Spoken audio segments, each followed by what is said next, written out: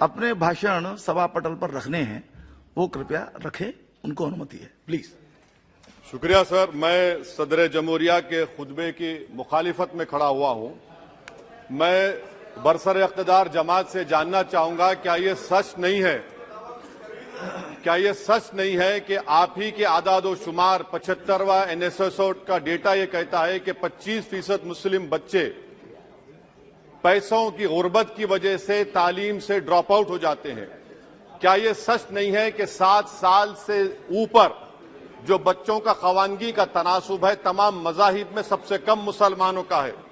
क्या यह सच नहीं है कि ग्रॉस अटेंडेंस रेशियो तमाम मज़ाहिब का सबसे कम मुसलमानों का है? क्या यह सच नहीं है कि सबसे कम एनरोलमेंट जो होता है वो मुसलमानों का है? क्या यह सच नहीं है कि AISHE की रिपोर्ट ये कहती है कि हायर एजुकेशन में मुसलमान का तनासुब 5% से 4% पर आ चुका है? और ये सरकार इन तमाम आदादो शुमार को देखते हुए, इनके आदादो शुमार को सामने रखते हुए सदर जमहूरिया के खुतबे में लफ्ज अकलियत का, माइनॉरिटी का जिक्र भी नहीं किया गया, जो भारत की आबादी का 19% का हिस्सा है। ये इनकी मोहब्बत है अकलियतों से और मुसलमानों से। सर, क्या यह बात सच नहीं है कि आपने माइनॉरिटी के बजट को 40% कम कर दिया, स्कॉलरशिप के पैसों में 560 करोड़ रुपए कम कर दिए? ये आपकी मोहब्बत है जो नफरत की निशानी बनती है। नरेंद्र मोदी की सरकार ये नहीं चाहती कि अक़लियत और मुसलमानों के बच्चे तालीम याफ्ता होकर इस देश को मजबूत करें। वो उनको हमेशा गुर्बत और नाइंसाफी का शिकार बनाकर रखना चाहती है। सर, दूसरी बात इसमें यह है कि आज अक़लियतों को मुसलमानों के ताल्लुक से कोई महीना ऐसा नहीं जाता जहां पर उनको जान से मारने की धमकी नहीं दी जाती।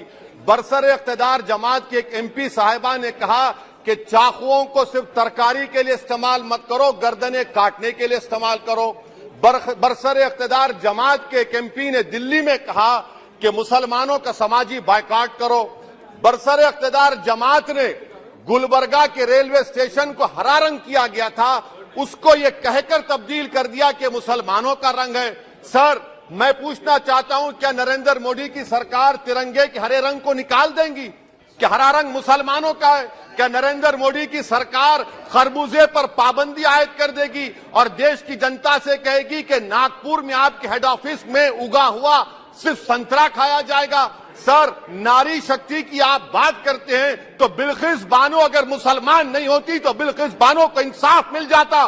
20 साल से बिल्किस बानो लड़ रही है मगर उसका नाम बिल्किस बानो है। आप इंसाफ नहीं करना चाहते बिल्किस बानो से।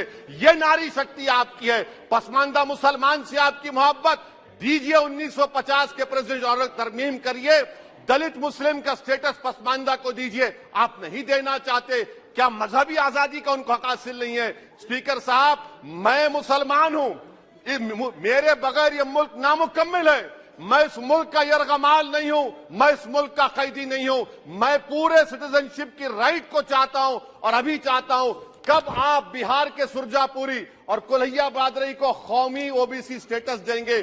स्पीकर साहब, दूसरी अहम बात मैं कहना चाह रहा हूं, चीन का जिक्र आपने किया। क्या प्रधानमंत्री अपनी जबान को जुम्बिश देंगे और चीन का नाम लेंगे? क्या आप चीन को डेमचौक और डेमसांग से उखाड़ कर फेंकेंगे? DGP कॉन्फ्रेंस में चेयरमैन साहब कहा गया कि 65 पेट्रोलिंग पॉइंट में से 26 पेट्रोलिंग पॉइंट पर भारत की फौज पेट्रोलिंग नहीं कर सकती है। चीन से आप डरते हैं। अरे, डिसएंगेजमेंट हुआ तो डी-एस्केलेशन कब होगा, डी इंडक्शन कब होगा? चीन से आप डरते हैं। 3 साल से चेयरमैन साहब 50,000 भारत की फौज हजारों फीट चोटियों पर बर्फ में खड़ी हुई है। देश के प्रधानमंत्री को क्या भारत की आवाम पर भरोसा नहीं है? भारत की फौज पर भरोसा नहीं है? अरे, चीन का नाम लीजिए वजीर आजम, डरिए मत चीन से। तीसरी पॉइंट सर, हमारे कानून के मंत्री चले गए। पैराग्राफ 79 और 82 में बेसिक स्ट्रक्चर पर, आईनी ओहदों पर बैठे हुए लोग बेसिक स्ट्रक्चर पर तनकीद करते हैं, लॉ मिनिस्टर कॉलेजियम पर तनकीद करते हैं। इस ऐवान में जब NJSE का बिल आया, मैं वाहिद MP था, अब याद होगा आपको, जो मैंने कहा था कि भारत के संविधान के खिलाफ होगा बेसिक स्ट्रक्चर के। इंदिरा गांधी से सबक हासिल करना चाहिए। इंदिरा गांधी कहती थी कि जुडिशियरी मेरी पाबंद होना, अब नरेंद्र मोदी कहते हैं कि जुडिशियरी मेरी वफादार होना। इंदिरा गांधी ने 42nd अमेंडमेंट किया, देश की जनता ने इंदिरा गांधी को इख्तियार से बेदखल कर दिया। आप वही इंदिरा गांधी के इराक को ला रहे हैं। आप बताइए स्पीकर साहब, क्या ईसाई मानने वाले व्हाइट टेरर हैं? क्या ईसाई मजहब के लोग व्हाइट टेरर को फरोग देते हैं? आप बताइए। मैं यहां पर जजेस को तहफुज करने के लिए नहीं खड़ा हूं, मैं बेसिक स्ट्रक्चर की हिफाजत में बोल रहा हूं। मैं अदलिया की आजादी के लिए खड़ा हूं, मैं एग्जीक्यूटिव की आजादी के लिए खड़ा हूं, लेजिस्लेचर की आजादी के लिए खड़ा हूं। चेयरमैन साहब, कोर्ट का काम यह नहीं है, जजेस का काम यह नहीं है कि नरेंद्र मोदी सरकार की मदद करे। अदलिया का काम यह है कि इस देश की कमजोर और मजलूम आवाम से इंसाफ किया जाए। चौथा पॉइंट स्पीकर साहब, यहां पर एक बड़े सरमाएदार का जिक्र किया गया है। क्या यह बात सच नहीं कि कांग्रेस और बीजेपी ने ओलिगार्क्स को पैदा किया? आप दोनों ने मिलकर ओलिगार्क्स को पैदा किया। आज इसी वजह से 60% मुल्क की दौलत 1% जनता के पास है। आप दोनों ने बैठकर मलाई खाई और गरीब और नौजवान पिस रहा है। अरे बताओ, ये जो 28 लोगों की लिस्ट है जो देश का पैसा खाकर भाग चुके हैं या बैठे हुए, उसमें कोई मुगलों का नाम है क्या? कोई मुगलों का नाम नहीं है, मगर आप उस पर कुछ नहीं बोलेंगे। संडेस राज कंपनी 15,000 करोड़ नाइजीरिया और केनिया की कोर्ट में जाकर कहती है कि हम हिंदू हैं, भारत को आएंगे तो प्रोसिक्यूशन होगा। आपने कोर्ट में कुछ नहीं कहा वहां पर।